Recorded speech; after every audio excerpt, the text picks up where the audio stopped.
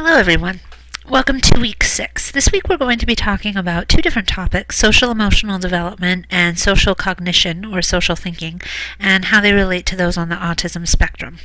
First, we're going to start out by talking about social emotional development. I want to spend a little bit of time talking with you about typical social emotional development. You may or may not already be familiar with talking about social emotional development as it relates to young children from other classes. But one thing that's important when we're talking about development of children who are not developing in a typical pattern or a typical way, it's important that we do talk about typical development so that we know what to compare to, so that we know how to be looking for red flags, what types of red flags to be looking for. So I want to spend a little bit of time talking about that with you today and how social emotional development might differ for those on the autism spectrum. So to begin with, a definition of social emotional development. Healthy social emotional development includes many different things. It includes the developing capacity of the child to experience, regulate, and express emotions. So there's that emotional part. To form close and secure interpersonal relationships. So there's that social part. It also includes the ability to explore the environment and learn. So a child who does not have healthy social emotional development is going to have a lot more challenges in feeling confident and safe in their ability to explore and to learn. And all of these things are happening in the context of family, community, and cultural expectations for young children. So there are a lot of different components of social emotional development that are present, that are happening, that are really intertwined. It could be a pretty complex area of development to talk about because of this.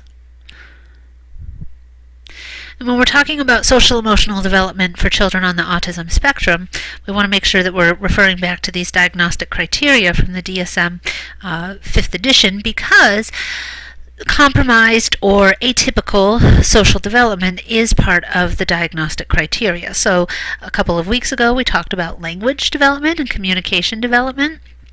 In order for a diagnosis of autism to be given, we have to see a deficit in some type of communication area. We also have to see a deficit in social interaction. So some of this will be familiar from that slideshow a couple of weeks ago.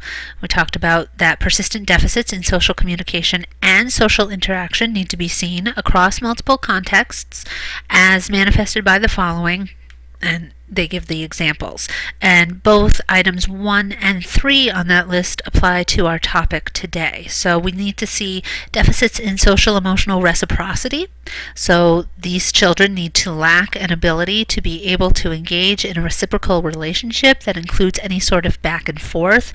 So that can be not being willing to respond to a social advance in any way, or it could just be a difficulty in maintaining back and forth conversation.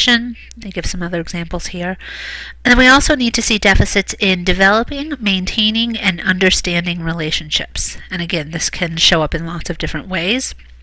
But some of the examples that they give include difficulties adjusting behavior to suit various social contexts, or it could include difficulties in sharing imaginative play, or in making friends, or it could even manifest itself to the point of a complete absence of interest in peers. So all of these would be deficits that we could possibly see in social emotional development for a child on the autism spectrum. To give you an idea of some of the things that we're looking for in healthy social emotional development for young children, these are the New Hampshire Early Learning Guidelines. These strands or these topics are what guide an early childhood teacher in their planning of curriculum for young children and also in their understanding of children's development and whether their development is happening in a typical pattern or whether something is showing up as a red flag. So we need to see children developing a self-concept. We're looking to see what type of sense of self they're developing of each other, whether this is a healthy sense of self, whether they're being supported in developing their understanding of their place in their world and in their culture and in their social settings. And that ties right in with the child's identity, so the child's own ideas about his or her place in the world. We need to see the child developing social competence, so the child's ability to navigate social situations, right? And this is going to really stem from the child's self-concept and the child's identity. And then we need to see emotional expression. Some people refer to this as emotional literacy. We need to see the child developing an ability to understand behaviors, both his or her own behaviors, as well as the behaviors of others, and to express feelings. To identify feelings. All of these things are topics that we want to be addressing in a socially, emotionally sensitive curriculum for young children. And so you can kind of see by looking at this list, based on what we've already talked about so far this semester for children on the autism spectrum, many of these areas are going to be compromised or be areas of challenge for a child with autism.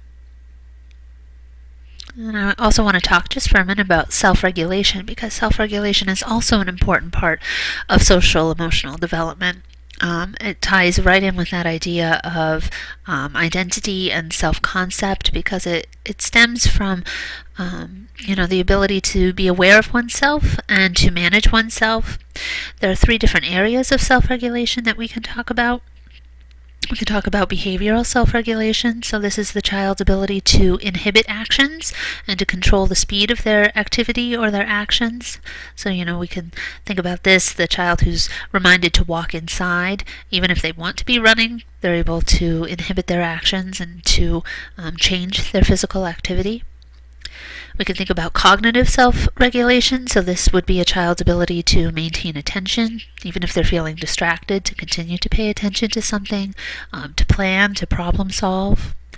And we can think about emotional self-regulation, so the child's ability to regulate his or her feelings, even, being able to identify them, to be able to say, I feel upset right now, I need a quiet place, right? Or I feel upset right now, but I know I'm going to be okay, to be able to receive assistance in regulating their feelings and their emotions.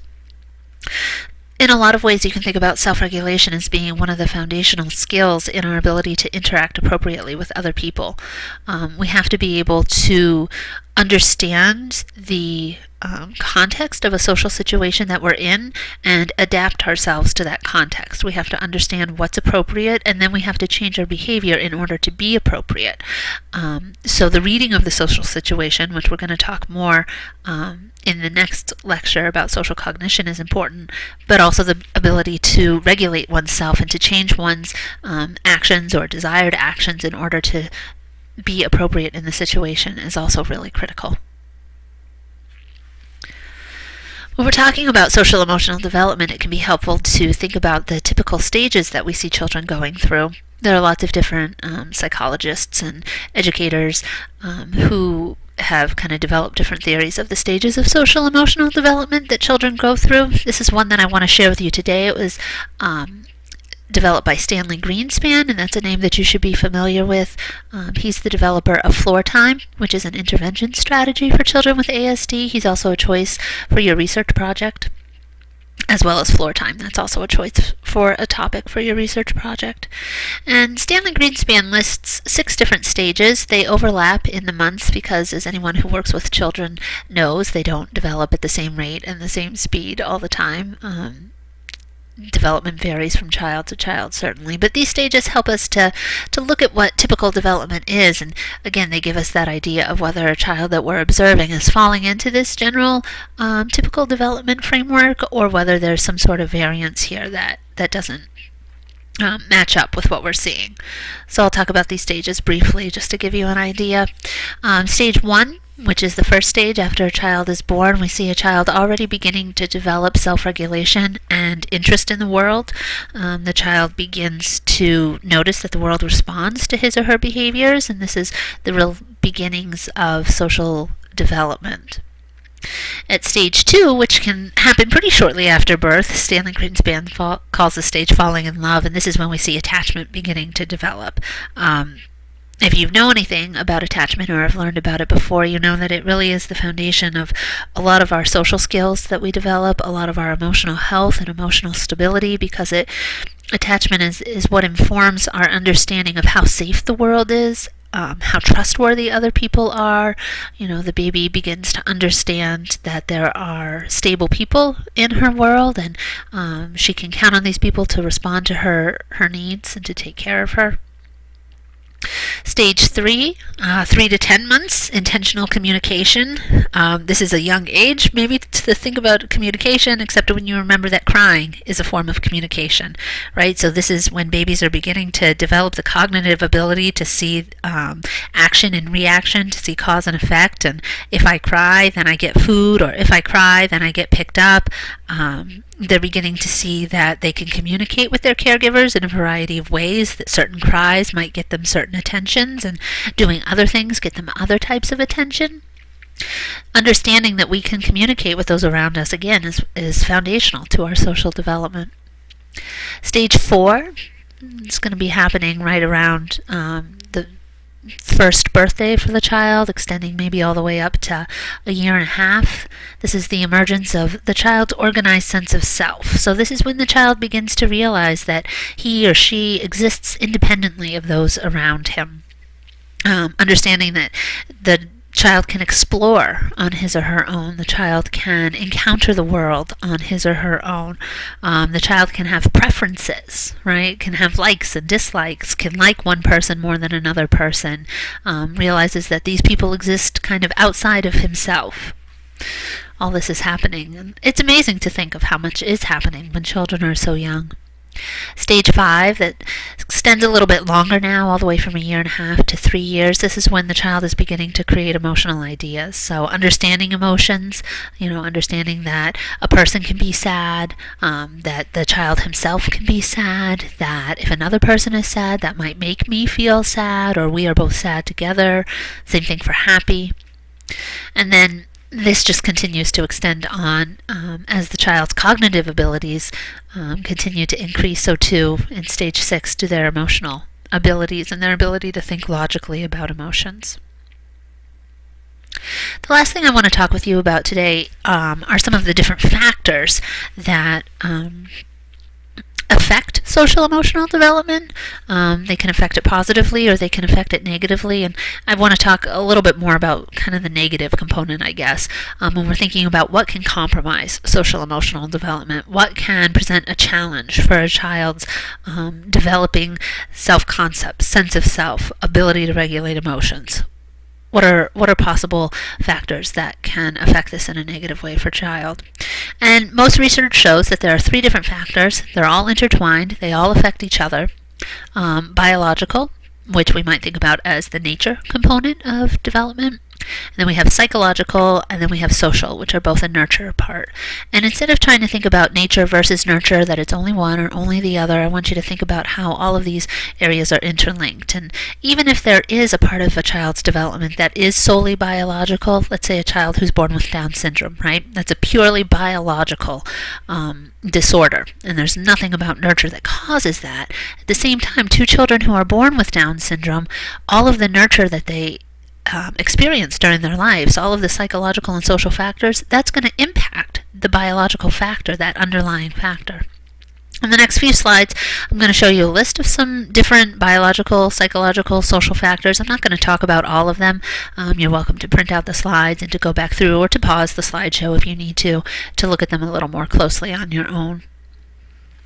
There are a lot of different biological factors that can affect a child's development, and it's important to remember that even though we might think about these as physical factors, right, whether we're talking about vision impairments, vision processing disorders, a mood disorder like anxiety or depression, a genetic problem, some type of prematurity or birth problem, a problem during pregnancy that the mother experiences that compromises the child development. So all of these we think about mainly in physical terms. These physical things affect a child's social emotional development. They might affect the child's brain and his or her ability to experience or regulate the world around him. They might impact the child in a really large variety of ways. Psychological factors can really range everything from attachment to parenting skills to family relationships. All of these things are going to change, again, the types of relationships that a child forms. And then the social factors. And all of these social factors, even though they exist in the great big wide world around the child, they affect the child's development in a really wide-ranging way. So keep these factors in mind too as we talk about and continue to learn about children's social and emotional development.